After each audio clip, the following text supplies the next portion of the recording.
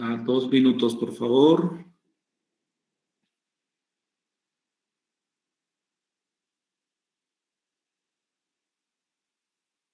Ok.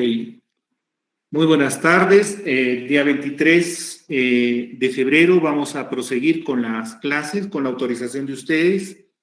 Vamos a hacer la grabación de la misma. Lo que requiero es un mensaje de texto autorizándonos la grabación de la clase, por favor.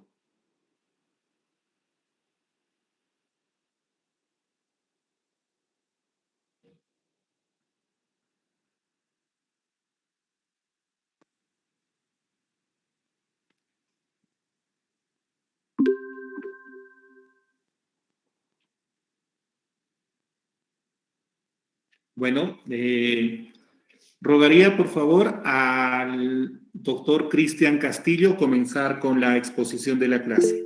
La pantalla es suya, doctor Cristian. Ya, doctor, de qué momento lo presento.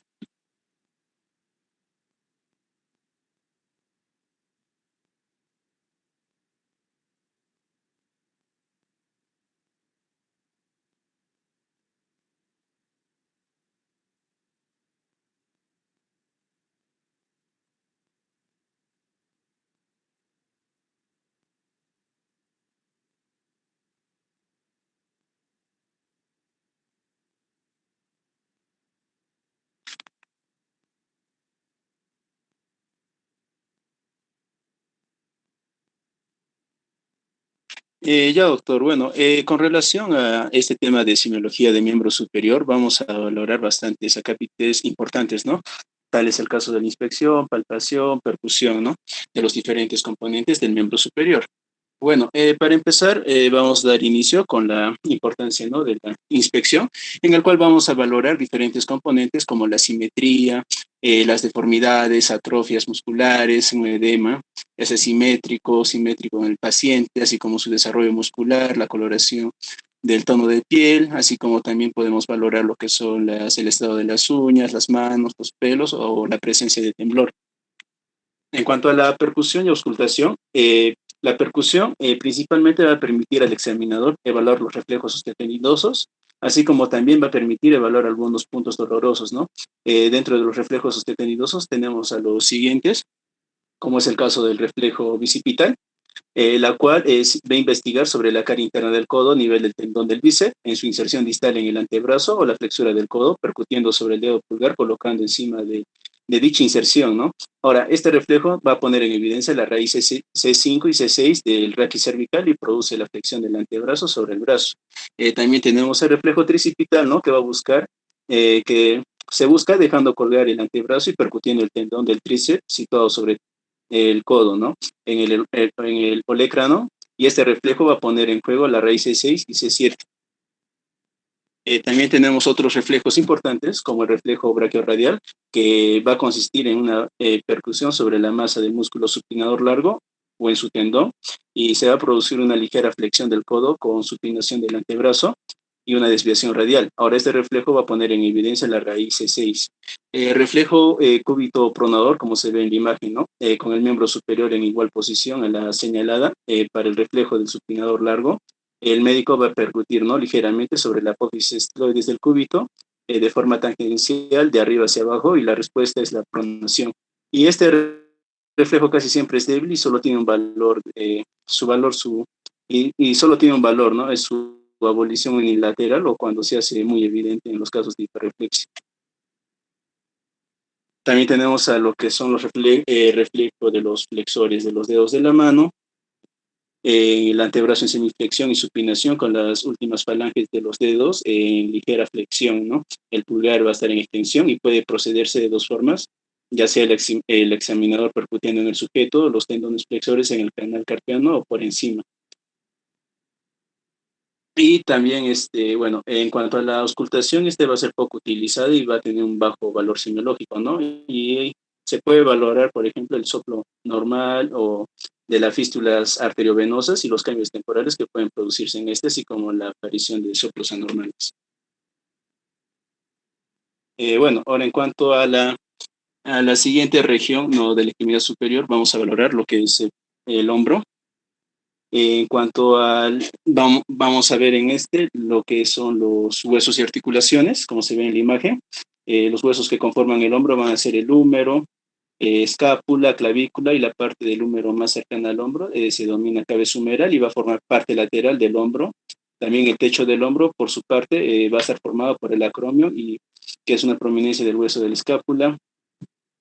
Bueno, en cuanto a la inspección, vamos a valorar, ¿no? Principalmente la presencia de relieves óseos anormales, atrofias musculares, inflamaciones y cicatrices. Y los movimientos, vamos a ver que este va a estar centrado en tres ejes principales, ¿no? El eje transversal con plano frontal, el eje anteroposterior con plano sagital, y el eje vertical y el eje longitudinal del húmero, ¿no?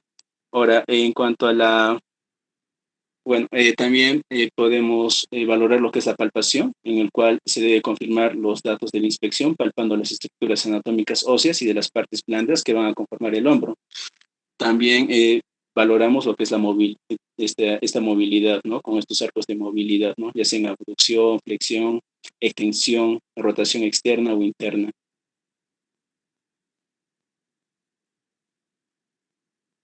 Gracias, Cristian. Por favor, la doctora Danitza Borda. Presente, doctor. Si puedes continuar, por favor. Sí, doctor, voy a presentar.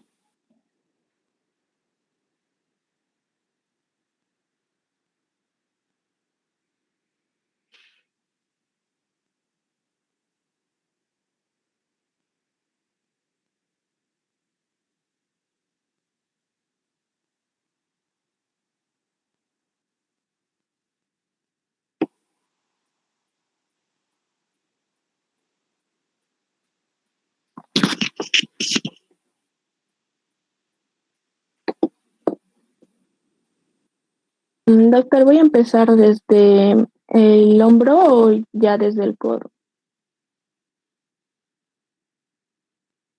Termina con hombro y sigues con codo, ¿ya? Después el próximo compañero va a ser muñeca o mano. Adelante.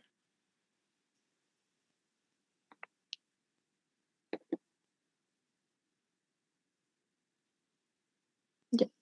Bueno, para la evaluación del hombro, en la inspección tenemos que evaluar la inspección estática o la inspección dinámica.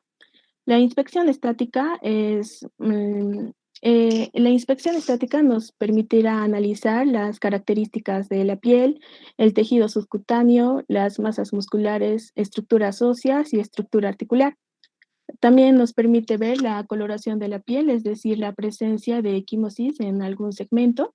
En cuanto a la inspección dinámica, consiste en observar cómo el paciente realiza la movilización activa de los diferentes segmentos. Podrá explorarse la movilización global y la movilización en cada plano. En cuanto a la palpación, tenemos que tener en cuenta los puntos de referencia, como son el acromión, el punto de supraespinoso, el troquíter, el troquín, el tendón de la porción larga del bíceps, la apófisis coracoides, la depresión retroclenoidea y subtubercular, la bolsa subacromiodeltoidea, la extremidad superior del húmero abrazada por los 5 tendones, los linfáticos del hombro y los ganglios de la axila. En cuanto a la movilidad, primero podemos evaluar los movimientos activos, que es la aducción, la elevación, la aducción, la rotación interna, la rotación externa, la flexión o anteposición, la extensión o retroposición y la circunducción. En cuanto a los movimientos pasivos, se coloca la palma de la mano sobre el hombro a examinar, como podemos ver en la imagen, y la otra mano en el codo para dirigir los movimientos pasivos y verificar el grado de movimiento que el paciente no puede hacer por sí solo. Para otras maniobras para poder evaluar el hombro es la de Belly-Off, que esta valora el músculo subescapular, que consiste en que el examinador intenta jalar el codo del paciente hacia adelante, como podemos ver en la imagen, o se la puede hacer con la maniobra de Napoleón, que consiste en que el paciente ponga la mano como si la pusiera dentro del saco, como lo hacía Napoleón, ¿no? Y que el explorador intente separarlo del cuerpo. Y bueno, esta maniobra también va a valorar lo que es el músculo subescapular. Otra maniobra es la de Gerber, que también valora el músculo subescapular. Se le pide al paciente que coloque el brazo en la parte posterior y se pare un poco, y el examinador trata de empujar hacia la espalda y el paciente ejerce una contrarresistencia o se pone resistente a este movimiento, como podemos ver en la imagen, ¿no? Esta maniobra nos permite ver si hay patologías del músculo subescapular. Otra maniobra es la maniobra de Patet, que valora el músculo infraespinoso y redondo menor. Esta podemos realizar la flexión del brazo en 90 grados y el examinador debe empujar el brazo hacia adentro y pedirle que mantenga esa posición. También se puede hacer con una abducción de hombro en 90 grados y el codo en flexión de 90 grados, como podemos ver en la imagen, ¿no? Y se mantiene ahí también. Y se hace la rotación externa, igual que la anterior maniobra.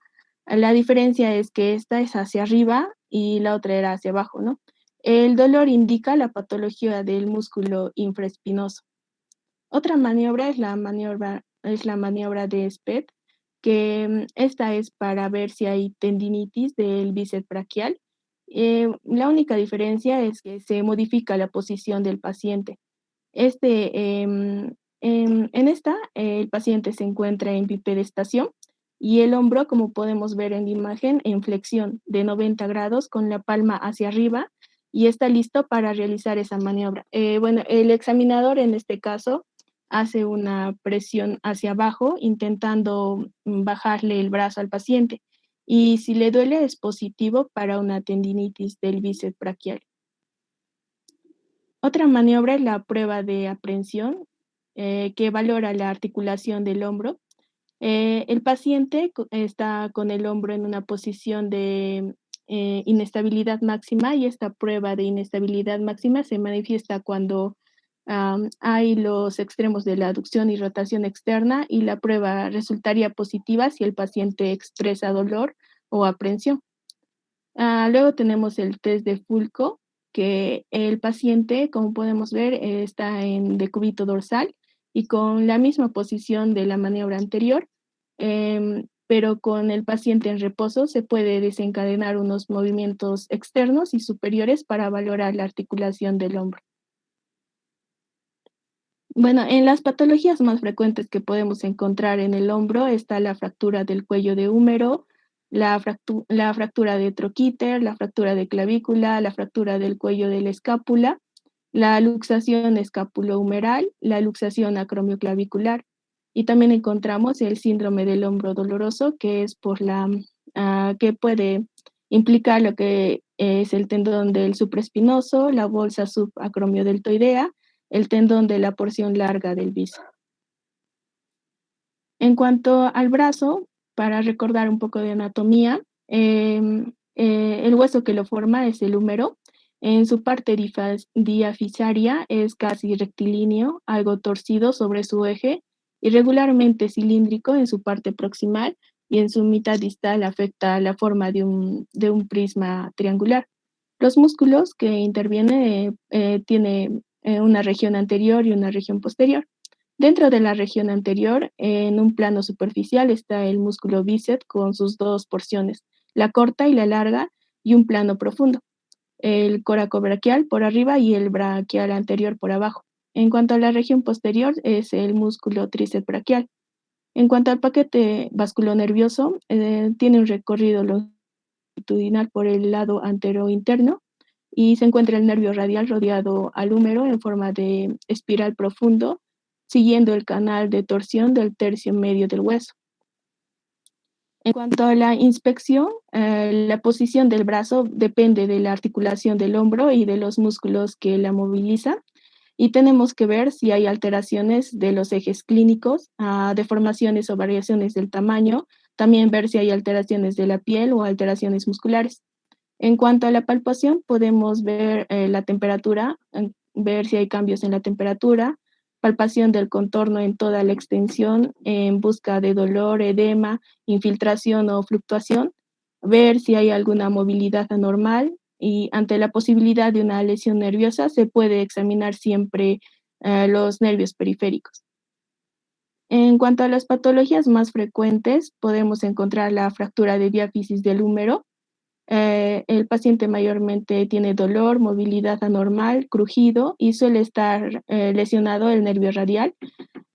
También tenemos que controlar los pulsos periféricos ante una posible lesión vascular. Otra patología es la osteomielitis. En la forma aguda, el dolor es intenso, metafisario, y el cuadro general en la crónica, la presencia de las cicatrices y las fístulas. En cuanto al codo, la anatomía, para recordar la anatomía, es en la extremidad distal del húmero.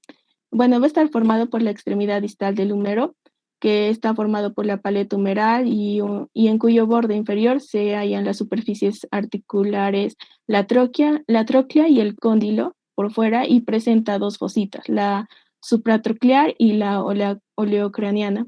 En la extremidad proximal de los huesos del antebrazo está ya también el oleocranón y la cavidad sigmoidea. Los ligamentos son dos, el lateral interno y el externo, y los músculos que participan son los músculos flexores, el braquial anterior, supinador largo y el bíceps braquial.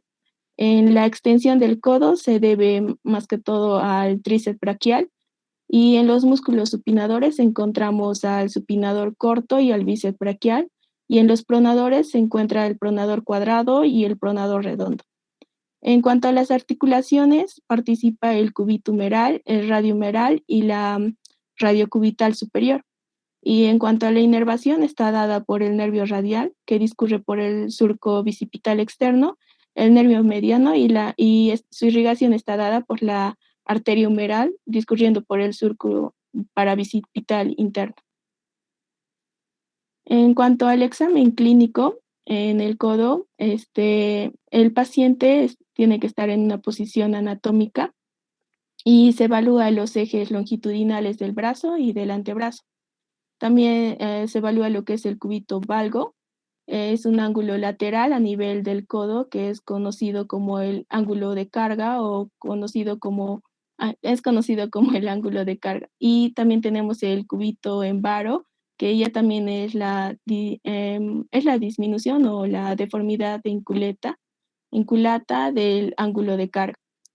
Y tenemos que ver también si existe tumefacciones, si es que es local, es una masa específica o pequeña debajo de la piel, la bolsa del oleocráneo tumefactada, y si es difusa, afecta a todas las articulaciones, ¿no? Si hay fractura supracondilia a nivel del extremo distal del húmero y también la lesión triturante del codo. También tenemos que ver si hay cicatrices como quemaduras que pueden limitar la movilidad del codo. En cuanto a la palpación, tenemos que ver los cambios de temperatura, el volumen o la forma, y los 3 puntos de referencia son la punta del oleocraneón, epitróclea y epicóndilo. Cuando el codo está en flexión, este forma un triángulo equilátero, y con el codo en extensión, los 3 puntos se colocan en una misma línea horizontal. Y para poder explorar la cabeza del radio en el codo, el codo tiene que estar en flexión de 90 grados, como podemos ver en la imagen, y ubicarse en el epicóndilo, y a 1 centímetro más distal está ya también la cúpula radial. En cuanto a la movilidad, podemos evaluar la flexoextensión, que va desde 0 grados a 145 grados de flexión activa, la pronosupinación, que se realiza en codo y muñeca, y se debe examinar también el codo en 90 grados, como mencioné, y junto al tronco. Las maniobras que se utiliza para poder evaluar el codo está la maniobra de Mouthley, que es para poder evaluar lo que es epicondilitis. En este caso, el paciente debe poner el codo en flexión y también en extensión del codo y flexión del hombro en 90 grados. Y como podemos ver en la imagen, se consigue lo que es la tensión de todos los músculos epicóndilo y se empieza a tensionar. Y bueno, en este caso el explorador aprieta el dedo del medio e intenta bajar el dedo y si le duele es positivo para epicondilitis. Otra maniobra es la maniobra de Mills, en la que el paciente está en bipedestación y le pedimos al paciente que cierre la mano. Entonces el examinador agarra la reticulación del codo y la lleva a extensión y dobla suavemente la muñeca, como podemos ver, y se elonga los músculos epicóndilos. Y si duele, es positivo. Bueno, entre las patologías más frecuentes que podemos encontrar a nivel del codo está la fractura de cabeza de radio, la fractura del olecraneum y las fracturas supracondilia del húmero, la fractura en T de la paleta humeral. También encontramos la bursitis retrooleocraniana, la luxofractura de Montaglia y la epicondilitis. Muchísimas gracias, doctora. Rogaríamos que continúe con nuestras exposiciones a la doctora Aida Loaiza. Doctor presente, ya lo voy a presentar. Gracias, doctora, muy amable.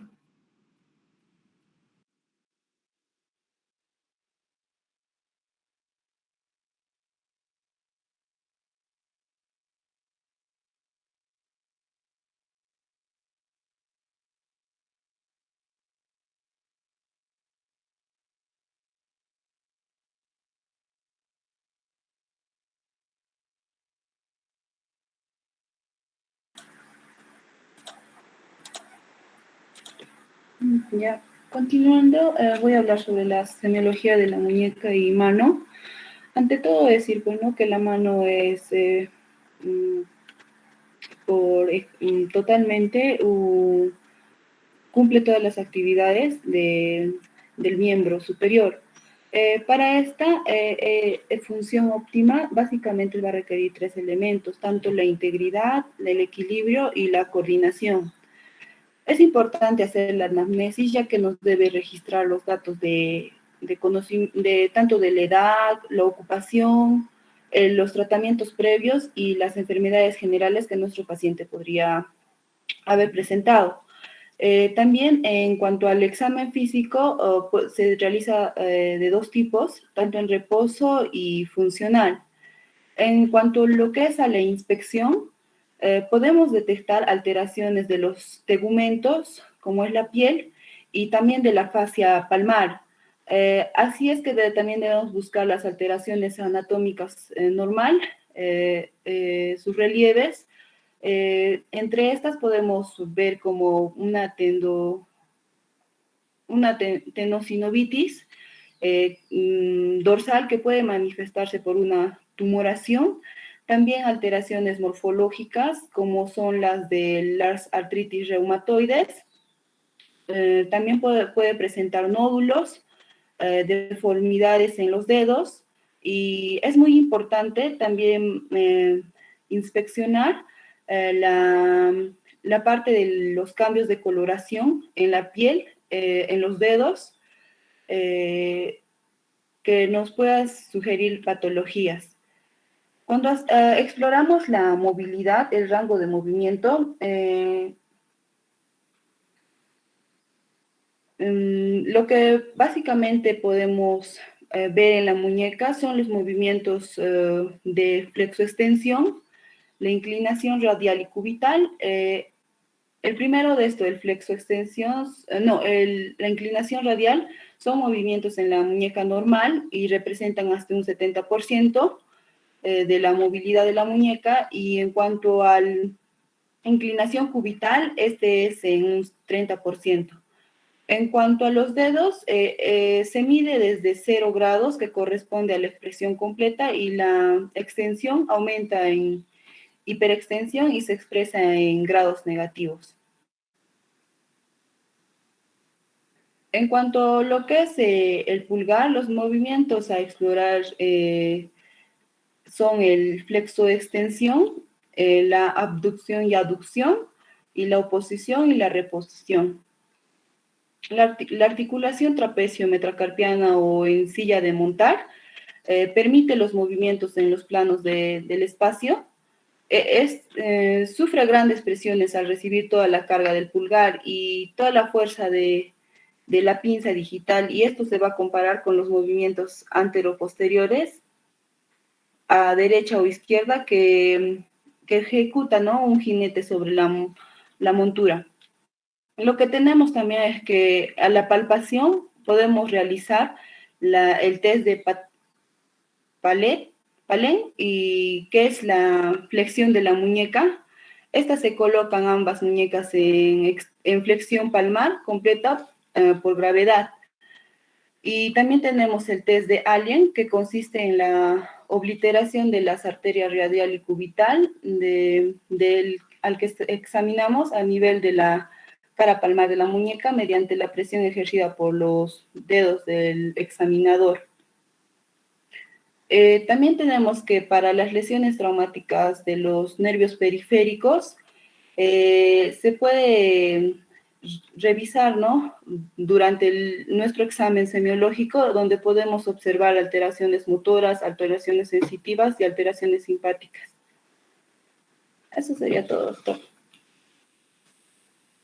Muchísimas gracias, doctora. El doctor Alfredo Fernández. Sí, doctor. Doctor Fernández, ¿qué opina del examen de mano? ¿Algo más para agregar? Sí, doctor. Como mencionó, hay diferentes tests. Por ejemplo, yo hice del que es del Finkelstein. El Finkelstein va a consistir lo que es provocar un dolor al ejecutar un movimiento en caso de la desviación cubital de la muñeca con el pulgar en flexión completa. Y es positiva si este movimiento va a provocar o aumentar un dolor o aumenta un dolor al paciente. Por ejemplo, con respecto a este test de Finkelstein, se utiliza para investigar si el paciente va a tener lo que es una tenosinovitis estenosante, ¿no? Y otro más que hice fue de Fromen, que va a consistir en que el paciente va a mantener lo que es una hoja de papel entre el pulgar y la cara radial del segundo dedo, y si el nervio está dañado, se va a suplir lo que es la función del aductor del pulgar. Eso sería, doctor, mi aporte. Muchísimas gracias, Hans. José Marcelo, doctor José Marcelo. Buenas tardes, doctor. Muy buenas tardes, José Marcelo. ¿Algo más que quieras agregar sobre lo que es examen clínico de mano? Doctor, lo único para agregar sería el momento de la palpación. Hay que ser muy minuciosos, ¿no? Y debemos tomar cada articulación entre el dedo, el pulgar e el índice con una mano para poder palpar, ¿no? Como estaba mencionando, minuciosamente cada uno de los dedos de nuestro paciente, y hacer lo mismo también con paciencia con la otra mano, para de este modo evaluar si es que existiría un derrame articular, por ejemplo, también al presionar, notaríamos si es que existiría algún abombamiento, ¿no? Podría ser transversal. Eso es todo, creo. Gracias, doctor, por la acotación. Ahora pasamos a lo que es miembro inferior, examen de miembro inferior, para lo cual solicitaría a la doctora Arenas continuar con la exposición.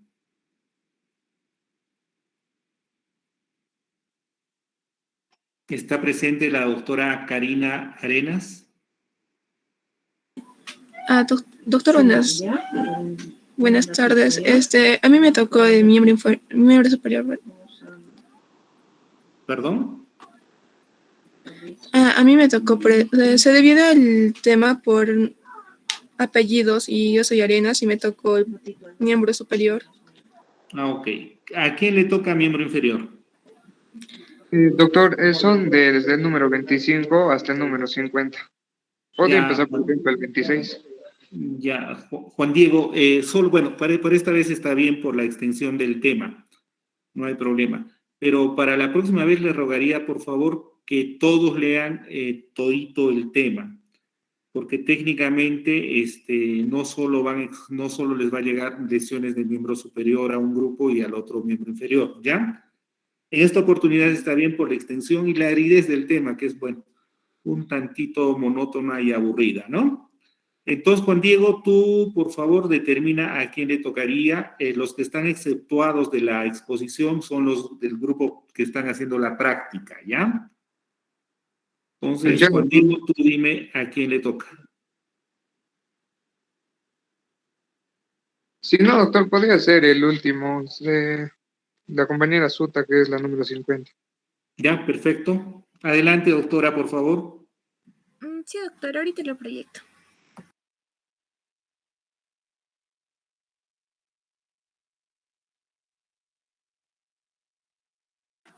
Este tema es un poquito, digamos, árido, extenso, un poquito monótono, si no lo vemos con paciente, ¿ya? Entonces, traten de ubicarse los signos más frecuentes y para qué sirven, ¿no? Por ejemplo, para diagnosticar determinada patología, ¿ok? Adelante, doctora, la pantalla es suya. Gracias, doctor.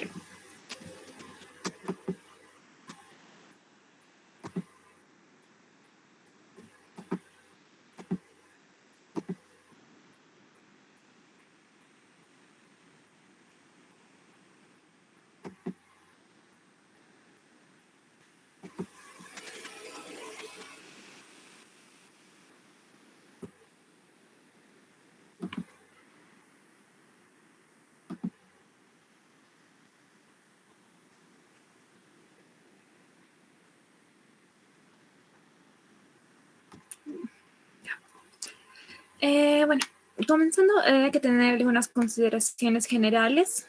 Siempre es necesario valorar al paciente, preferentemente sin ropa o con una bata de inspección, manteniendo el pudor del paciente. Hay que pedir al paciente que se desvista el mismo para evaluar la movilidad de lo que son los miembros superiores, que ya explicaron mis compañeros, y ahora en este caso los miembros inferiores, ¿no? Para ver si le cuesta realizar algún tipo de movimiento.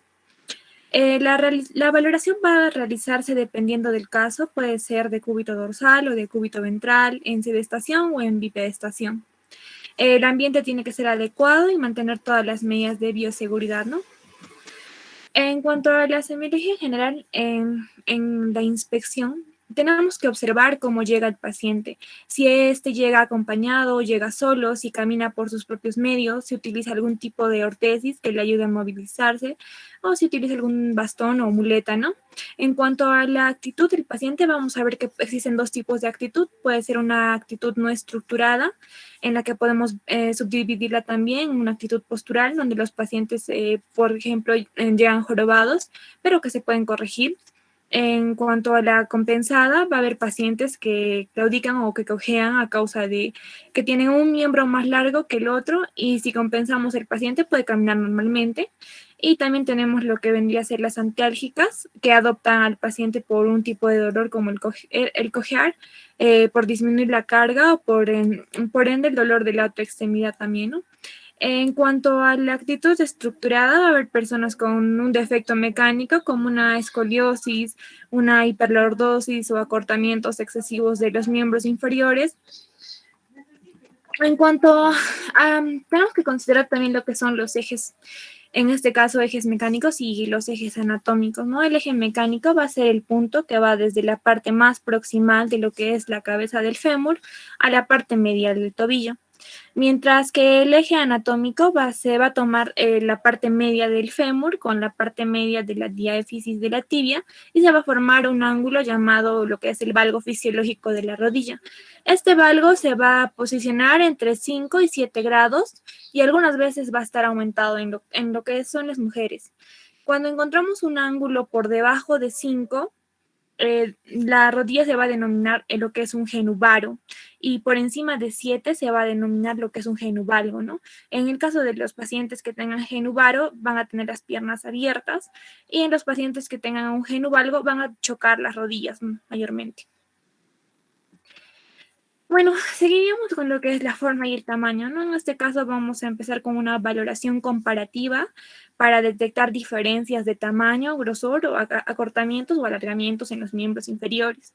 Debemos fijarnos en la forma y el tamaño de los miembros inferiores y vamos a hacer esta valoración. Si un miembro es más largo que el otro, debemos saber cuál y por cuánto, y para esto vamos a realizar la medición de ambos miembros. Es entonces que en traumatología va a existir dos tipos de mediciones. La medición real, que va desde la espina ilíaca antero-superior hasta la parte medial o más distal de lo que es el malleolo, ¿no? Y la medición aparente, que va a ir desde el ombligo a la parte más inferior de lo que es el malleolo medial, ¿no? Como podemos ver en la imagen B. En cuanto a los músculos, es importante tener en cuenta lo que es el tono, el trofismo y la fuerza. En cuanto al tono, vamos a ver que va a ser un estado de semicontracción normal y permanente del músculo. El tono se va a encontrar alterado en pacientes que se encuentran parapléjicos, tetraplégicos, por lo que es la hipotrofia. En cuanto al trofismo, este va a evaluar lo que es el estado de salud del músculo, ¿no? Y la capacidad contráctil, la capacidad de movilidad que este pueda tener. También debemos realizar, así como hemos realizado una medición de los miembros, tenemos que realizar una medición circunferencial con una cinta métrica. Vamos a medir el diámetro de los músculos. Este dato va a indicar si pues, un músculo es hipertrófico o es hipotrófico, ¿no? Y ahí vamos a poder ver también la simetría. Tenemos una escala que es la escala de Daniels, que es para medir lo que es la fuerza muscular, que va del 0 al 5. Siendo 0, sin contracción muscular, siendo 1, contracción visible o palpable, 2, contracción voluntaria y completa, y 3, contracción muscular, pero con movimiento completo que va a vencer a la gravedad, 4, contracción muscular con un movimiento que vence a la gravedad y también a la resistencia moderada, y el grado 5 que va a ser contracción muscular que vence la gravedad, también la resistencia. En cuanto a la movilidad, vamos a ver que existen dos tipos de movilidad, que es la movilidad pasiva y la movilidad activa. La movilidad pasiva es la que nosotros vamos a realizar como el médico explorador, y la movilidad activa es en la que el paciente va a ejecutar los movimientos mientras nosotros observamos. Es necesario realizar siempre de manera comparativa y observar los grados de limitación que pueda tener el paciente. En cuanto a la palpación, es necesario palpar lo que es el calor local, que nos puede indicar signos de inflamación. Como signo de inflamación, el signo de Godet, que como sabemos se emplea para lo que son edemas en miembros inferiores. La impotencia funcional significa que el paciente no va a poder mover el segmento en el que nosotros estamos explorando, y puede ser por dolor o por falta de fuerza o mucha debilidad, ¿no? También la infiltración de líquido hemático purulento o inflamatorio, y vamos a consultar los puntos dolorosos del paciente para ver si podemos volver a realizar otra vez las maniobras de palpación. Lo primero que debemos evaluar es la cadera. En este caso vamos a ver lo que es la inspección. La actitud o la posición 0, nos vamos a fijar cómo entra el paciente, si podemos examinarlo de pie o si el paciente se encuentra en una camilla o si se encuentra en una silla de ruedas. Dependiendo de esto, podemos pedirle al paciente que camine para poder evaluar la simetría, ¿no?, del miembro inferior. Y también es necesario que nosotros evaluemos lo que es la simetría de las espinas ilíacas. Existen alteraciones en lo que es el alineamiento. El ángulo creado por la intersección entre una línea que pasa por lo que es la diáfisis femoral con otra que atraviesa por lo que es el cuello, va a formar lo que es el ángulo cérvico-diaficiario, cuyo valor normal va entre los 130 más menos 5 grados. Entonces, vamos a ver que va a existir una coxa valga cuando este ángulo sea mayor de 135 grados y una coxa vara cuando sea menor de 120 grados.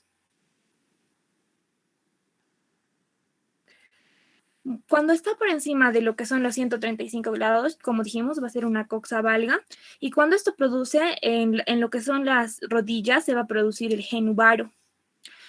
Cuando está por debajo de los 125 va a ser una coxavara y a nivel de las rodillas se va a producir lo que es un genu valgo. También es necesario evaluar lo que es el ángulo de torsión o inclinación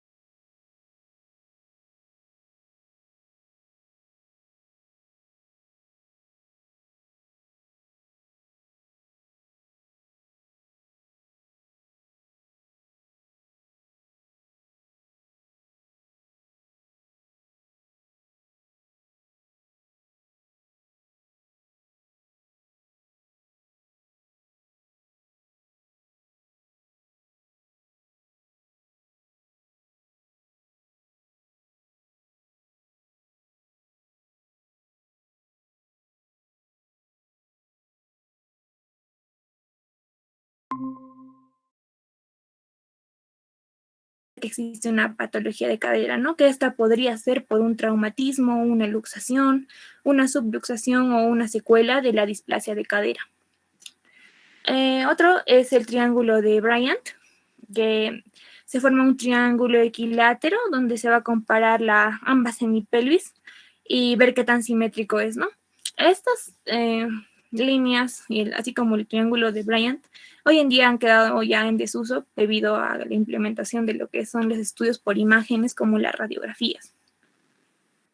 En cuanto a los arcos de movilidad de la cadera, también son necesarios que sean evaluados.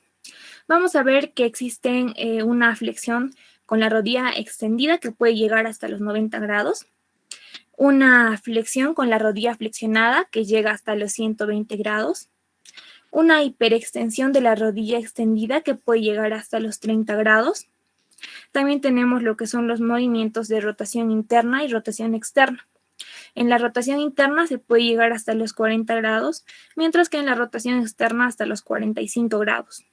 Otro movimiento que realiza es lo que es la abducción y la aducción. En cuanto a la abducción puede llegar hasta los 45 grados y lo que es la aducción hasta los 30 grados. Ahora vamos a pasar a lo que son las maniobras. En este caso vamos a tener la maniobra de Volkmann y Erichsen. En este caso vamos a realizar una presión en las espinas ilíacas.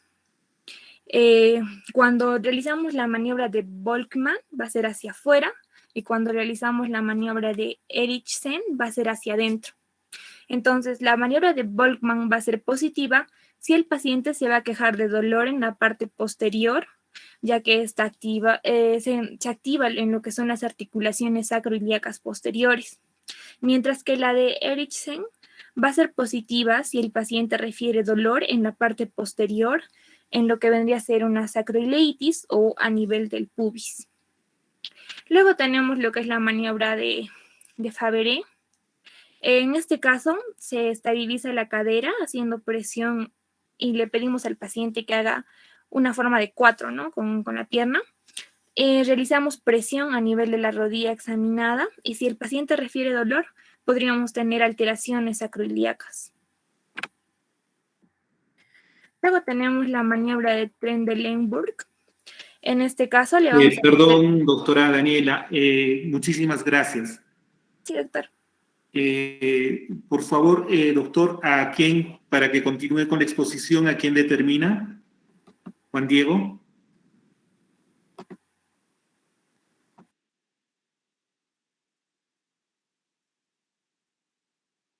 No te escuchamos, Juan Diego.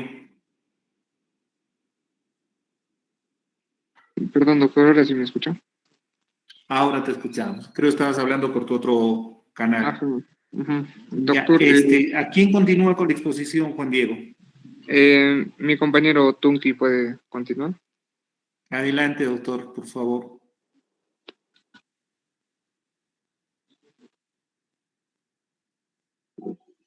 Sí, doctor, ahora presento.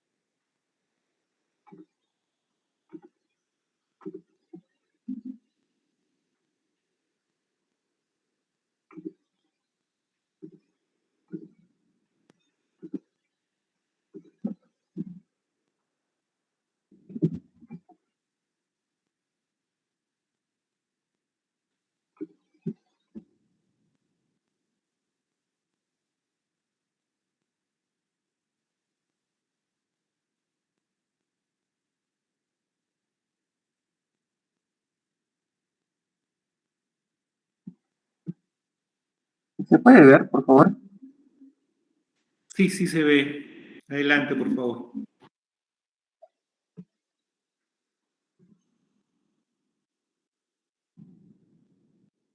Ya.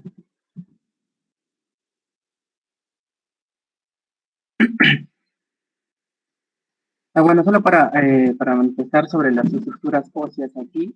La cara, por ejemplo, vamos a ver acá en la cara interna del tubérculo abductor, el epicóndilo.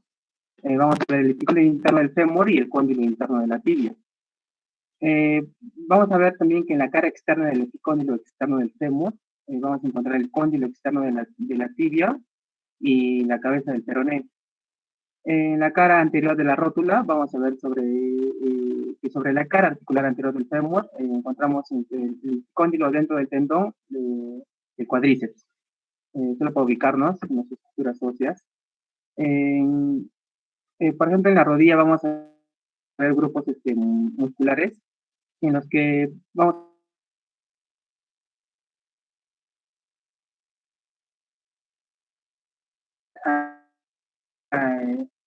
que va a extender las rodillas y los músculos del compartimiento femoral posterior que va a flexionar también la rodilla. Entonces, vamos a ver que en la rodilla, por ejemplo, las estructuras adicionales que vamos a encontrar, pues vamos a ver son los meniscos internos y externos, el menisco interno y externo, el ligamento colateral interno, el ligamento colateral externo y el ligamento cruzado posterior, ¿no? Como vemos en la imagen, ahí vemos el ligamento colateral interno. En cuanto a la inspección, vamos a ver que, bueno, esta debe ir precedida de la somática general, ¿no? Que normalmente pues es la obesidad que la obesidad va a ser siempre un factor negativo, sobre todo en los procesos degenerativos. Y en busca de anomalías congénitas, y bueno, vamos a ver aquí si están o no adquiridas en las extremidades, ¿no? que tienen mucho que ver. Luego en la inspección vamos a ver que se debe observar si hay presencia de tumefacción, ¿no? Tumefacciones que puedan abarcar toda la rodilla o ser localizada o también generalizada. En caso de ser generalizada vamos a ver un derrame sinovial, vamos a ver hemartrosis, vamos a ver lesión ocupante del espacio y bueno, una proliferación sinovial.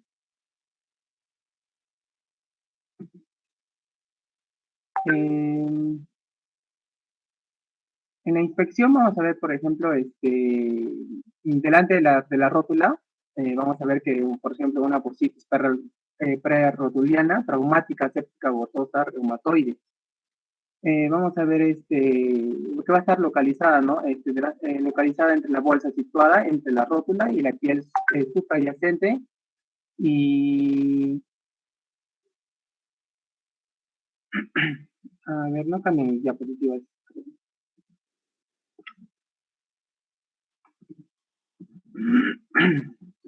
Ahora sí, recién están cambiando, antes no cambiaban. Ahí ya. Sí, disculpen.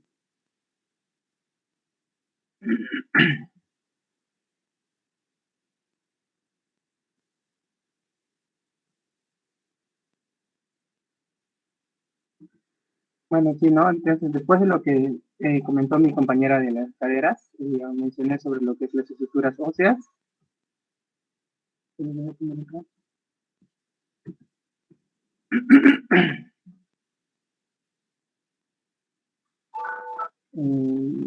A ver, ¿dónde me quedé? Ya, aquí.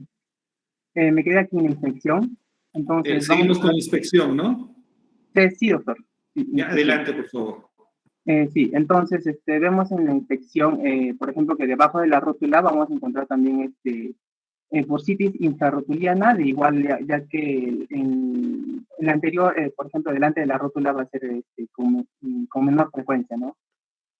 En la interlínea articular vamos a ver un quiste meniscal que va a ser más visible con la rodilla en flexión.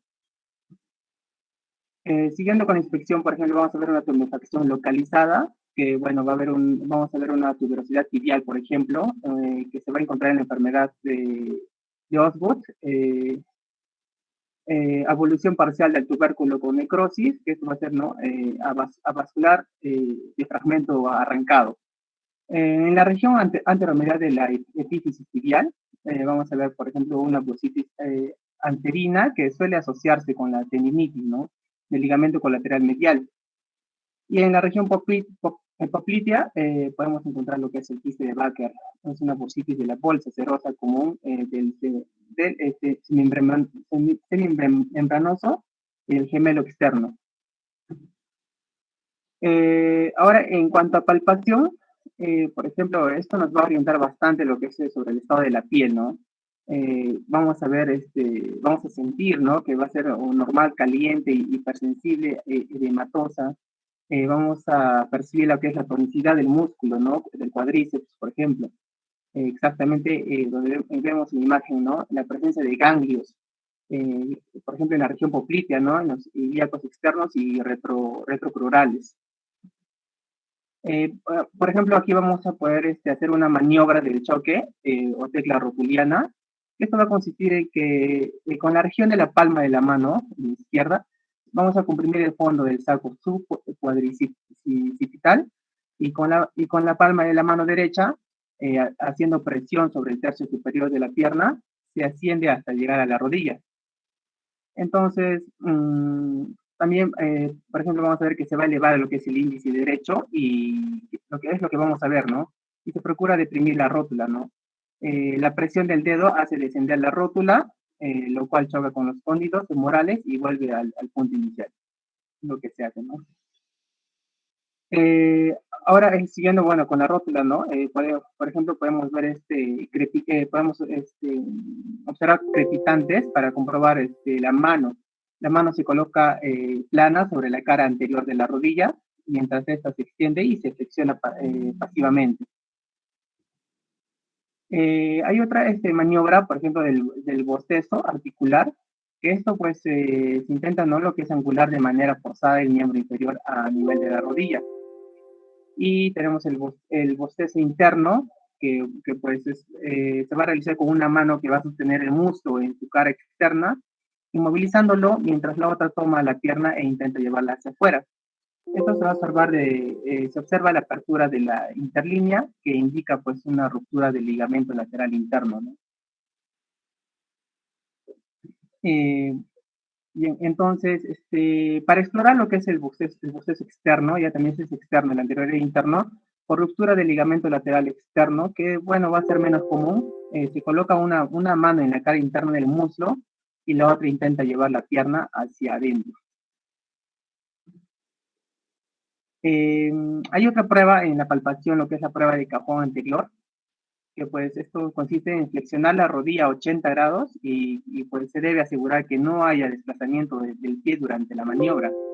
Se toma la pierna con firmeza, con los pulgares del tubérculo tibial, y bueno, se procura a desplazarla hacia adelante. Si la epífisis tibial se desplaza 1.5 centímetros, pues se puede decir que hay un desgarre ya del ligamento cruzado anterior. La otra es la prueba de cajón posterior, que se repite, ¿no?, la maniobra en la misma posición que la anterior, pero ahora se desplaza hacia atrás la epífisis tibial. Si vemos un desplazamiento de 1 centímetro o es más sugestivo, se puede decir también que ha ocurrido una ruptura del ligamento cruzado posterior, que es poco común, ¿no? Otra de las pruebas tenemos el signo de Apley, que, bueno, consiste en que el paciente en decúbito prono va a flexionar lo que es la rodilla en 90 grados, rotando la pierna al externo e interno, ejerciendo simultáneamente compresión axial contra la rodilla desde la pierna y pie. Y se ocasiona dolor en la interlínea articular interna y externa según sea el menisco lesionado, ¿no? Eso es lo que va a ocurrir. En el signo de McMurray, por ejemplo, el paciente en decúbito supino y rodilla en flexión de 90 grados, se hace la rotación de la pierna sobre la articulación hacia interno y externo, extendiendo gradualmente la rodilla. Va a aparecer un dolor en la interlínea articular correspondiendo al menisco lesionado, ¿no? Y tenemos el signo de Steinman, que bueno, esto va a consistir que al prestar la rodilla aparece un dolor que se va a desplazar hacia atrás, que va a ser la reacción, y hacia adelante cuando la articulación se extiende. Y bueno, esto va a referir, ¿no?, a una ruptura de meniscos. En cuanto a la movilidad pasiva, por ejemplo, en la rodilla, ¿no?, vamos a ver, por ejemplo, la flexión, que el paciente en decúbito dorsal va a coger una mano la pierna del enfermo y con la otra sobre la rodilla se le aplican movimientos de flexión. En la extensión, pues es normal cuando el huevo popliteo contacta con el plano de la cama. Y en las rotaciones internas y externas, vamos a ver que solo se aprecia con el paciente en decúbito ventral y pierna flexionada a 90 grados. En cuanto al tobillo y pie, bueno, el tobillo y el pie se sabe que se deben equilibrar en el cuerpo, ¿no?, y amortiguar lo que es el impacto del golpe del talón, ya sea por un golpe en el talón y de la marcha, a pesar del grueso almohadillado que hay en sus partes, constituyen un lugar frecuente de lo que es un esguince, por ejemplo, y lesiones óseas. En cuanto a sus estructuras óseas y articulaciones, vamos a ver que pues esto va a ser una articulación de tipo bisagra, formada por la tibia, el peroné y el astrágalo.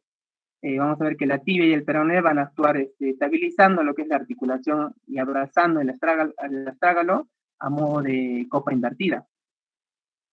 Esto también es una articulación tibio-astragalina, se le puede decir entre la tibia y el astrágalo, ¿no?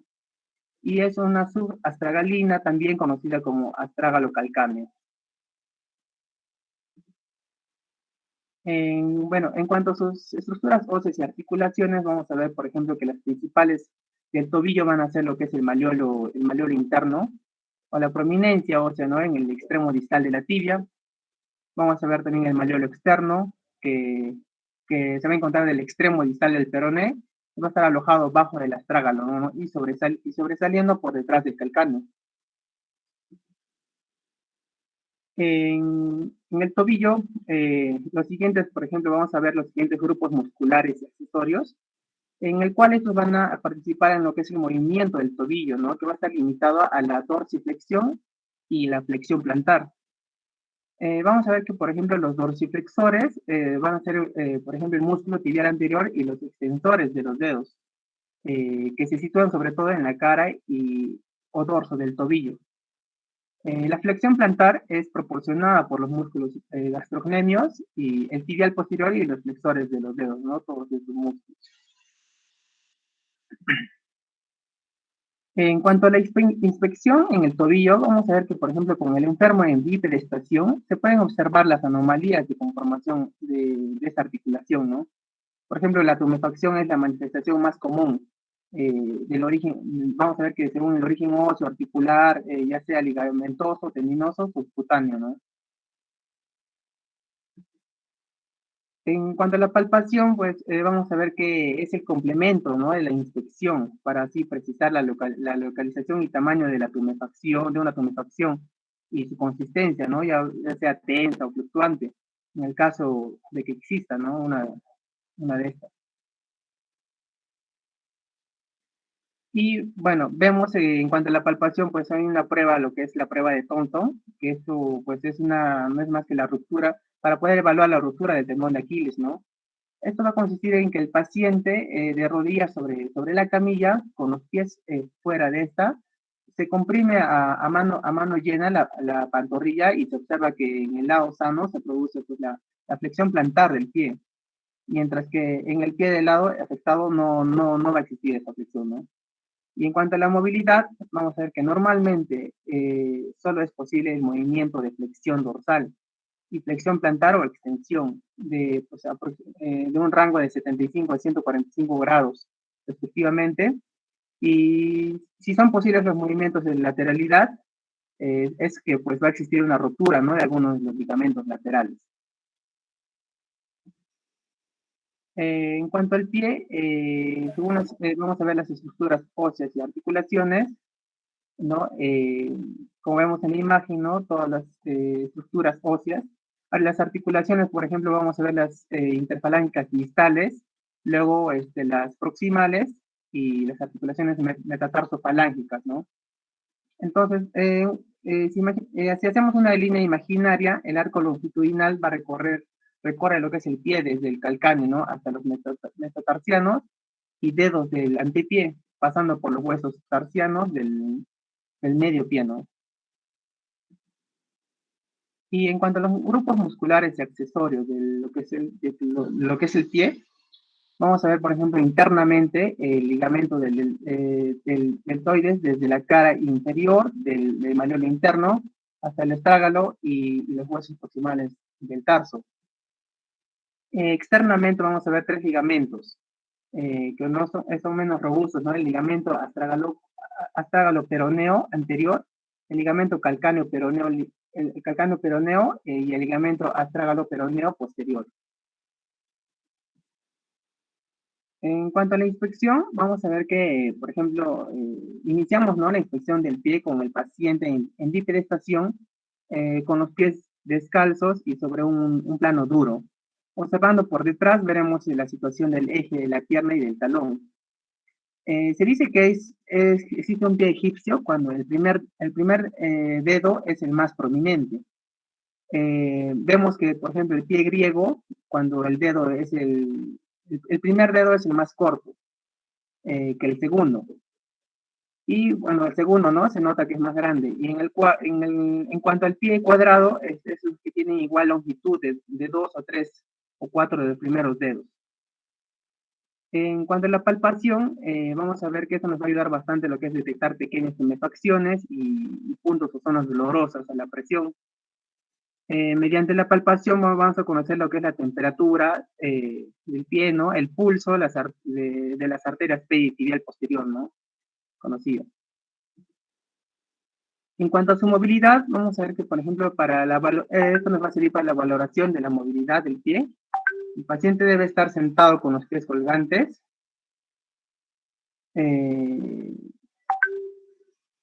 Sentado con los pies colgantes, ¿no? Bueno, se le dice al paciente que realice movimientos de flexión dorsal, de flexión plantar, aducción, abducción, ¿no?, o pronación y supinación, ¿no?, para poder lo que es evaluar lo que es una movilidad normal, según vemos las imágenes, ¿no?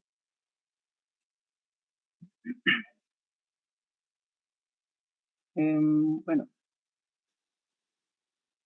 esto no es Muchísimas gracias, doctor. Gracias. Muchísimas gracias. Doctora Katia, ¿alguna cosa que quiera agregar?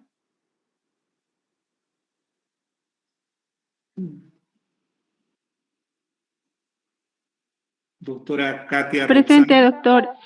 ¿algo para Un agregar? momentito. ¿Alguna pregunta? Bueno, un momentito. En realidad, para agregar, también he considerado toda, como lo ha explicado mi compañero, los tipos, ¿no? En relación a la semiología. Em, Bueno, quizás agregar en relación a la inspección, ¿no? Que la inspección pues nos da una muy buena idea, ¿no? Para ver si existiera algún tipo de daño, ¿no? Eh, mm, Me parece que eso fue lo que más me llamó, al menos para realizar la parte de inspección, ¿no? Del miembro inferior. Gracias, doctora, muy amable. Bueno, vamos a comenzar con la segunda parte de la clase. Nos damos un par de minutitos, 2 minutos para que estiren las piernas, ¿ya? Doctor Juan Diego, ¿quién comienza con la exposición?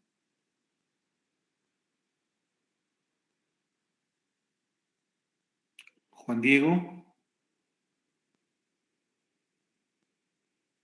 Ujú. Ya, perfecto. Entonces nos damos 2 minutos y comenzamos con la doctora Valladares, lo que es lesiones generales. ¿Ya? 2 minutos.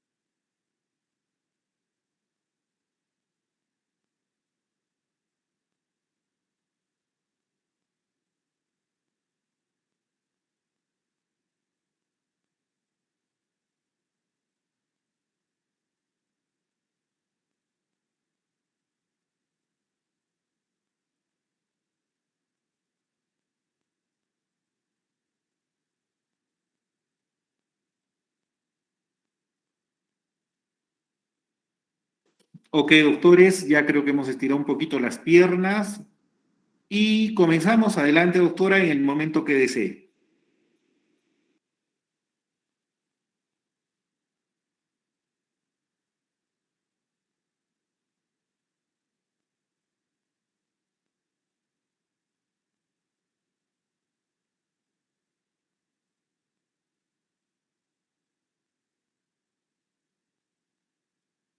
Doctor, buenas tardes. Disculpe, ¿se logra ver la pantalla? Sí, doctora, se visualiza, también el sonido está bueno. Adelante. Bueno, continuando con lo que son las exposiciones, vamos a ver lo que respecta a que son luxaciones, ¿no? Vamos a ver que como temas generales, como puntos generales, vamos a ver que se va a definir como la pérdida del contacto normalmente existente entre dos superficies articulares, con excepción de las lesiones de las articulaciones acromioclaviculares y de las luxaciones invertebradas, ¿no? Y en todas las luxaciones van a requerir una reducción urgente para poder estabilizar al paciente. La urgencia va con...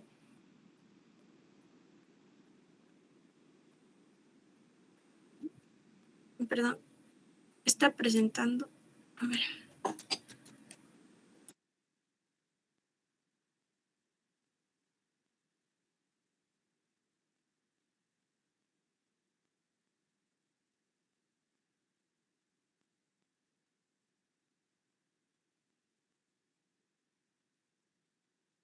Ahora, ya. Bueno, continuando, vamos a ver que la urgencia va a estar condicionada por la amenaza que va a representar al paciente, ¿no? Ya sea por afecciones de las partes blandas o por suponer la presión que van a ejercer los elementos desplazados, como por la necesidad de ocupar cuanto antes una articulación para no poder perder el derecho del espacio, ¿no? O sea, afectar a órganos blandos. En determinadas localizaciones, la aparición de las complicaciones isquémicas es mucho menor cuanto antes de la reducción de la luxación. Y es fundamental realizar una radiografía antes de poder manipular al paciente y de estar seguros de ser así, de reducir la luxación, ¿no?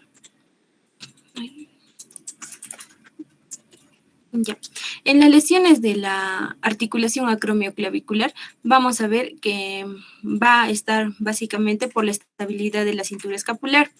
Y estas lesiones van a afectar mayormente, tienen una afección de nexo de unión entre dos elementos que van a formar.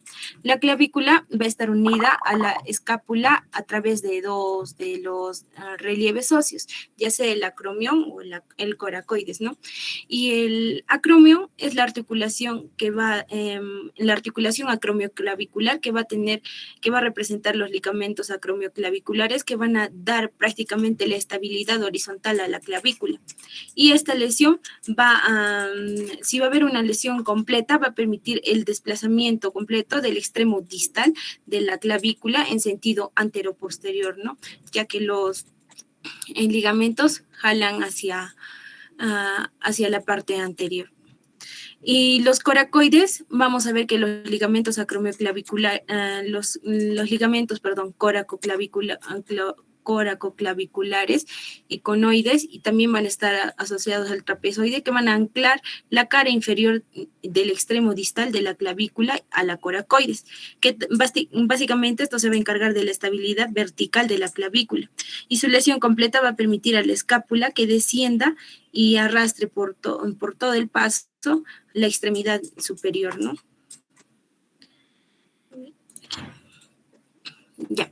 Bien, las lesiones acromioclaviculares suelen producirse mayormente en caídas sobre el muñón del hombro, ¿no? Como por ejemplo en el ciclismo, motociclismo, ¿no?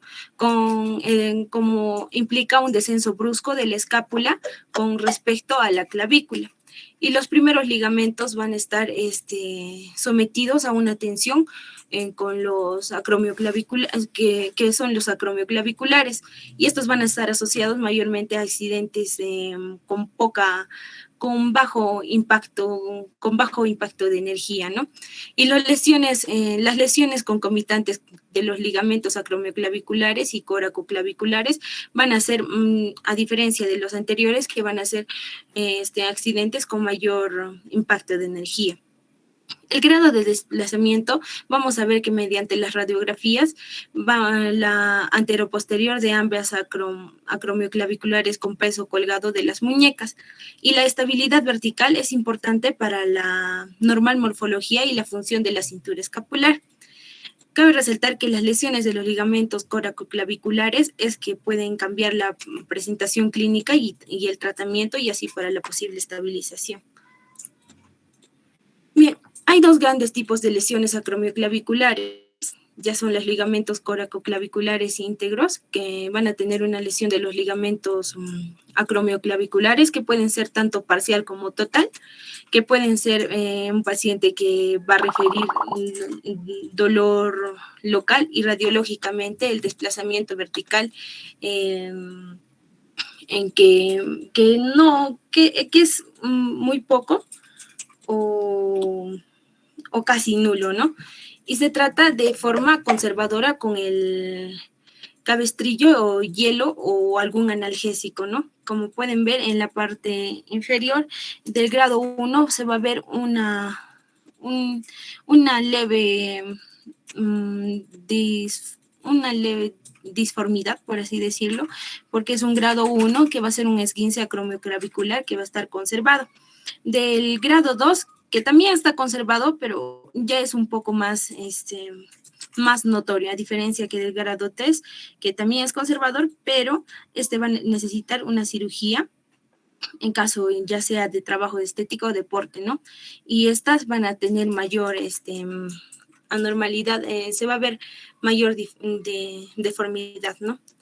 Entre los ligamentos acromioclaviculares y coracoclaviculares lesionados, vamos a ver que hay un desplazamiento vertical tanto clínico, ya sea como el signo de la tecla de piano, como radiológico, que va a estar básicamente asociado a la luxación acromioclavicular, ya sea una lesión de grado 3, ¿no? Si se deja evolucionar sin cirugía y no se va a reducir, esto no tiene tendencia a reducirse espontáneamente y van a tener algunas limitaciones para levantar objetos por encima del hombro o ya sea montar bicicleta o motocicleta. Las reconstrucciones se van a realizar mediante una reducción acromioclavicular, una fijación provisional con agujas y la sutura, si en caso implicaría la sutura de los ligamentos que estén rotos, ¿no? La cirugía en pacientes con actividades laborales de alta demanda funcional van a requerir urgentemente cirugía porque su mismo trabajo lo va a requerir. Los resultados van a ser variables y van a existir diferentes lesiones en lo que respecta al desplazamiento desmesurado, ya sea de grado 4, 5 o 6. Y la cirugía está indicada de entrada si el paciente presenta de un grado 4 hasta 6, ¿no?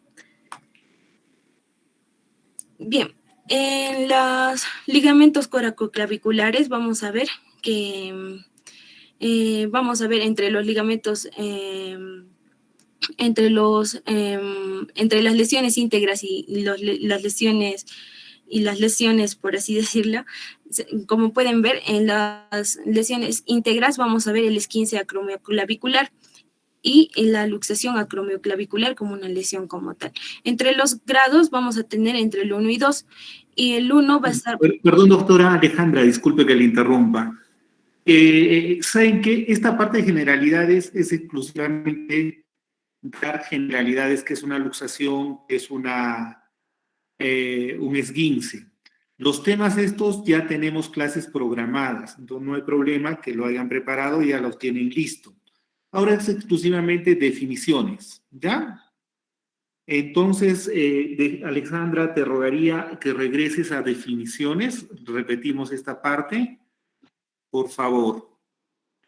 Como les reitero, las clases de luxación acromioclavicular, luxación de codo, luxación de cadera, rodilla y tobillo, son clases programadas específicamente para estos temas. Ahora solo son exclusivamente generalidades, ¿ya?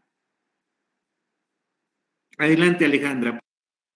Ya, doctor, vuelvo a repetir las diapositivas. A ver, ¿alguien tiene algo más que agregar de principios generales de luxaciones? Doctora Kelly. Presente, doctor. ¿Algo más que quiera agregar en lo que es relación a luxaciones? Doctor, a mí me tocó esguinces. Ya, ok. ¿Alguien Doctor, ¿yo podría participar? Adelante, por favor, Stephanie. Doctor, en cuanto a la epidemiología, podemos decir, Perdón, por ejemplo, y gracias, doctora Alejandra, muy amable por su exposición. Adelante, doctora Stephanie. que la luxación, al igual que el esguince, se presenta fundamentalmente con mayor frecuencia en jóvenes. En niños son muy raros, pero ¿debido a qué? A que las articulaciones son muy flexibles. Y en cuanto al sexo, esta lesión se observa con más frecuencia en varones que están más expuestos a lo que son los traumatismos violentos. Hay circunstancias que van a favorecer lo que son las luxaciones y dentro de estas tenemos, por ejemplo, la precaria contención entre una y otra superficie articular, que quiere decir que la articulación, por ejemplo, en este caso, la articulación escapulohumeral es un buen ejemplo de este caso, ¿no? Porque mientras la superficie glenoidea del omóplato es pequeña, la cabeza del humeral es desproporcionadamente grande y la descoaptación de estas condiciones suele ser fácil.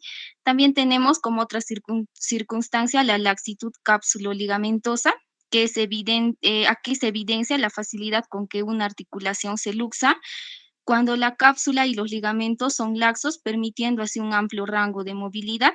Y un buen ejemplo de este caso sería la articulación del hombro. Y otra circunstancia sería el grado de potencia muscular. Dentro de estos, decimos, ¿no?, que todas las circunstancias que van a alterar o disminuyan la potencia de esta musculatura van a ser unos factores que van a favorecer la luxación. Dentro de estos tenemos, por ejemplo, el mal desarrollo muscular en mujeres, en obesos, en ancianos, el agotamiento físico, el descontrol muscular, como puede ocurrir eso, ¿no?, durante un sueño profundo, el estado de ebriedad en casos de anestesia y etcétera, ¿no?, en otros casos más. Y también dentro de estas también tenemos a lo que es la violencia ejercida sobre la articulación. Generalmente este es un traumatismo que se proyecta indirectamente sobre la articulación y de esta manera se va a ejercer una tracción, una angulación, rotación. Estas pueden estar solas o se pueden presentar combinadas, ¿no? Y se va a multiplicar la potencia de las fuerzas por acción de los fuertes brazos de palanca representados por los segmentos de los miembros traumatizados. Y también hay que mencionar que en cuanto a la anatomía patológica, esta está representada sobre todo por lesiones de la cápsula articular en diferentes grados, elongaciones, desinserciones y desgarros. Y los tendones y músculos vecinos de la articulación luxada también pueden sufrir lesiones, así como los vasos y los nervios. Eso sería, doctor. Muchísimas gracias, doctora. ¿Alguien más que quiera acotar algo? Doctor, yo quería acotar A ver, Roxana. En relación a la, como ya le hicieron la definición de la luxación, quería hacer una clasificación en la cual se encuentran, ¿no? Primeramente, las luxaciones se van a clasificar en parciales, a las cuales se les llama subluxaciones, y también las completas. Y aparte, según el agente productor o el mecanismo y también su evolución, se les va a también clasificar como traumáticas. Estas van a ser básicamente las que son ocasionadas por un trauma directo o indirecto, ¿no? Estas a la vez pueden ser cerradas o abiertas, o en este caso, cuando se ponen en contacto con el medio ambiente o con las superficies articulares. Eso por un lado. Por otro lado, también tenemos las complicadas, que en este caso hace mención que cuando además de la pérdida de la relación articular, existe lesión habitualmente vascular o nerviosa. Cuando se asocia a una fractura, reciben este caso el nombre de fractura y guión luxación, ¿no?, cuando ambas se encuentran presentes. Y también tenemos otra que viene a ser la patológica. Esta es ya también aquella que se va a presentar sin trauma o con trauma mínimo en una articulación con patología previa, como puede ser en este caso un proceso infeccioso, incluso un proceso tumoral o neuromuscular. Estas incluso se encuentran entre las más frecuentes, ¿no? Vale decir la infecciosa, la tumoral o neuromuscular. También tenemos otro tipo de luxación que son las congénitas, aquellas que se presentan por un defecto anatómico existente desde el nacimiento. Esto básicamente, lo más frecuente viene a ser la articulación coxofemoral y bueno, también hay otra clasificación que sería la recidivante o iterativa. En este caso es la que se presenta con mínimos traumas en forma repetitiva después de haber sufrido una luxación aguda en condiciones patológicas no traumáticas.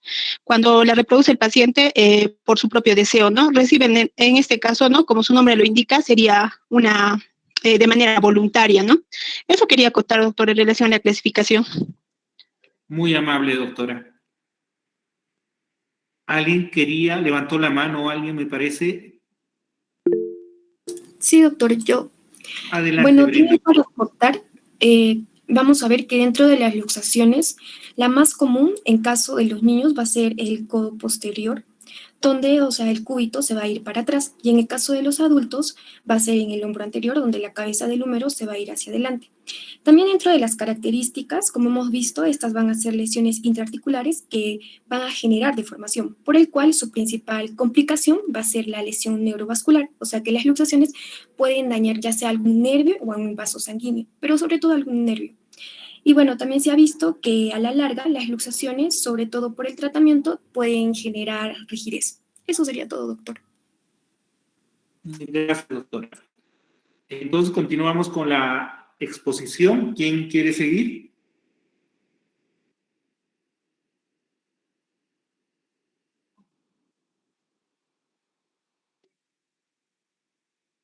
Hola. Juan Diego, tú determinas.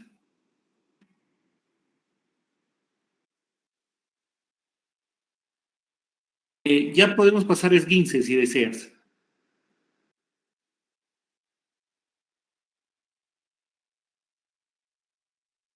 Adelante, doctor. Pase, por favor.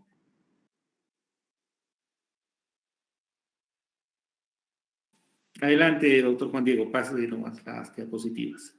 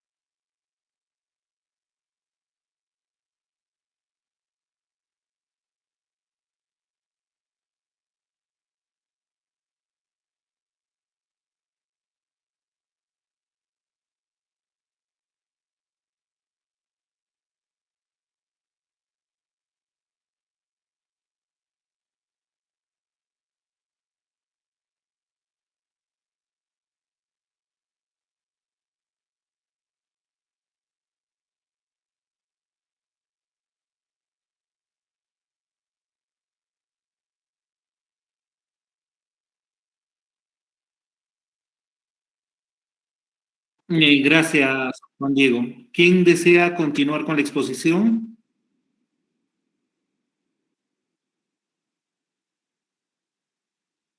Doctora Brenda, ¿alguna opinión?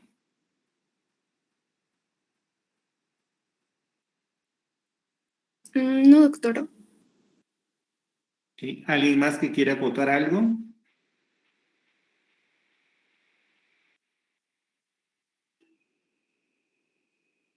Ya, tú eliges, Juan Diego.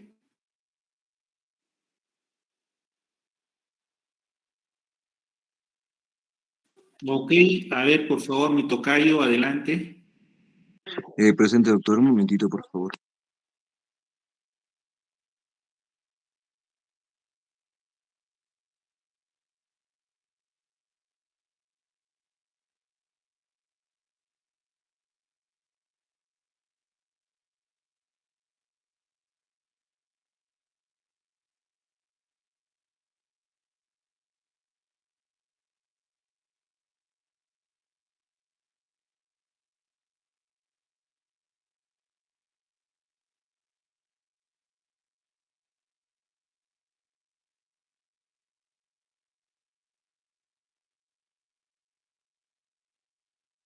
Ok, doctor, ¿puede ser el siguiente, por favor? Bueno, ya hablamos de las consideraciones generales, ajá, los esguinces más frecuentes. Siguiente, por favor. Esguince de rodilla. Doctor, podemos hablar, en el caso del esguince de rodilla, podemos hablar de los ligamentos pues, más afectados. Lateral externo, lateral interno, cruzado anterior y posterior. Siguiente, por favor. Que es algo que ya también conversó nuestro compañero. En esguince de la columna cervical, voy a volver a la columna cervical, por favor. Ok, en el esguince de la columna cervical, tenemos básicamente una de las consecuencias más frecuentes de lo que es un accidente de tráfico, generalmente producido por las fuerzas de alcance, aceleración y desaceleración, ¿no? Que nos producen también el denominado latigazo cervical, que vienen los pacientes también con pues, un traumatismo craneoencefálico concomitante, ¿no? Dentro de este esguince tenemos que las consecuencias y la sintomatología podrían ser la radiculitis cervical en un 70% de los casos, que tenemos un dolor cervical irradiado a la mandíbula, contusiones cerebrales, podríamos hablar de hernias de discos cervicales, pero no son en su mayoría, y manifestaciones psiconeuróticas, pero esto ya por las segundas, como una segunda lesión, como una lesión consecuencia. Siguiente, por favor. En los esguinces de rodilla, básicamente son también los mecanismos de aumento de la tensión lateral en varo o valgo, donde vamos a, como vemos en las imágenes, la mayor incidencia pues es de personas de 35 años, ¿no? Además, la mayoría de estos, en el caso de medicina deportiva, son las personas que practican fútbol o esquí.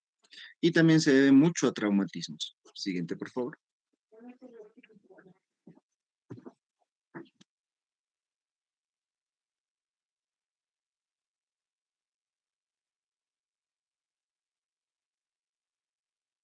Ok, doctor, en los esguinces del tobillo, como ya conocemos, nada más podemos recordar y rápido, lesión de uno o más ligamentos de tobillo. Más generalmente es el ligamento lateral externo. De gira en inversión y luego se vierte y abduce la pierna, apoyada en rotación externa. Siguiente, por favor. El esguince metacarpofangal de primer dedo, que también es uno de los esguinces más comunes en lo que vendría a ser siendo los esguinces del guardametas o del arquero de fútbol y los esguinces de los basquetbolistas por hiperadopción violenta de la articulación y el más lesionado, ligamento colateral cubital. Siguiente, por favor. Ok, nuestro compañero ya habló de los grados, ¿no? Tenemos que el grado 1 pues es una distensión del ligamento o estiración. Siguiente, por favor, con la mantención de la estabilidad. El segundo es la ruptura parcial, se pierde la estabilidad. Siguiente, y en el tercero hay una inestabilidad total por ruptura completa. Siguiente, por favor. Dentro de nuestra clasificación, doctor de esguinces, tenemos dos tipos benignos, que son las entorsis, que es el estiramiento violento de los ligamentos sin la rotura o arrancamiento de la misma, ¿no? Donde la articulación pues suele ser muy dolorosa, con movimientos normales. En el caso de las graves, ahí ya encontramos la producción de un desgarre o arrancamiento de los ligamentos. Esto da lugar a movimientos articulares pues exagerados, ¿no? ¿Pueden dejar secuelas? Sí, dolores persistentes, inestabilidad total, rigidez y fragilidad de la misma cápsula articular. Siguiente, por favor. En las manifestaciones clínicas, inflamación local, calor local, equimosis, que puede haber existencia de lo que es la abulsión del ligamento con un fragmento del hueso en el sitio de la inserción ósea, dolor intenso y localizado y tumefacción e impotencia funcional. La tumefacción se produce principalmente porque la sangre y el líquido sinovial se acumulan en la cavidad articular ya lesionada y entonces ahí empieza a salirse, ¿no? Siguiente, por favor. El diagnóstico es las manifestaciones clínicas, la inspección, valoración de la inestabilidad articular y la palpación de las estructuras. Tenemos que sentir la inflamación por el calor que esta emana y medir el pulso, en el caso del tobillo, la arteria dorsal del pie y tibial posterior, en el caso de la rodilla. Siguiente, por favor. Valoración de la inestabilidad articular. Pues hacemos las dos pruebas que nada más acabamos de comentarlas.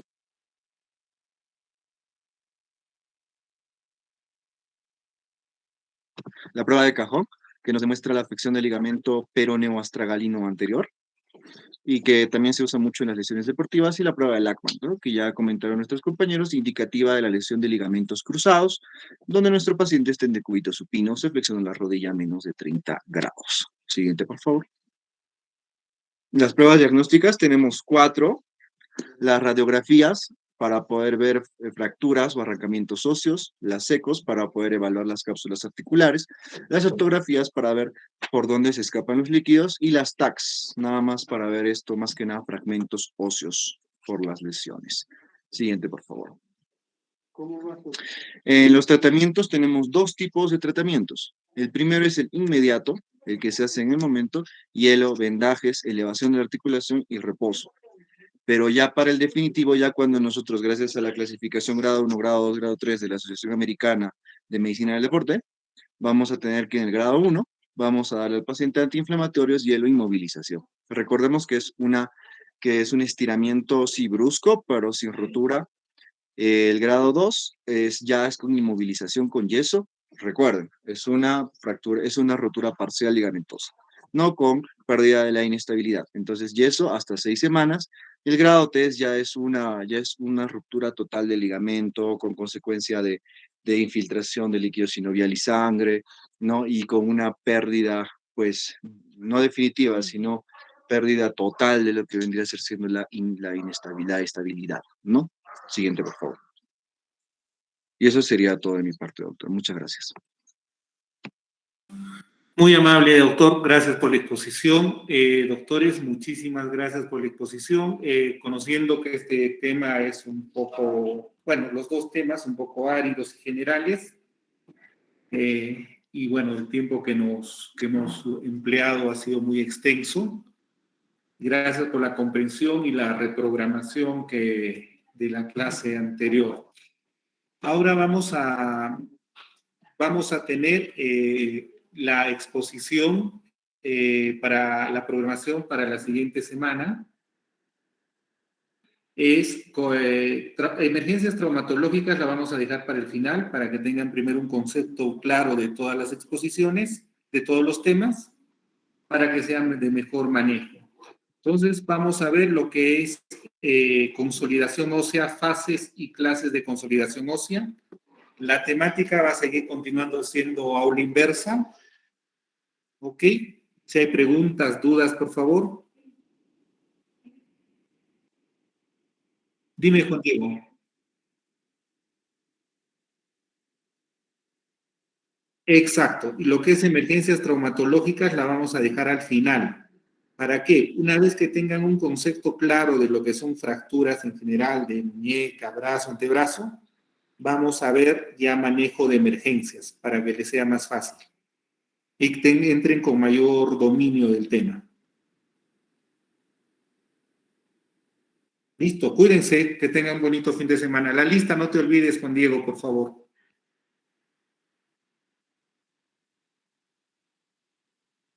Ya, perfecto. Nos vemos, cuídense. Gracias, doctor. Gracias, doctor. Gracias, doctor. Buenas tardes.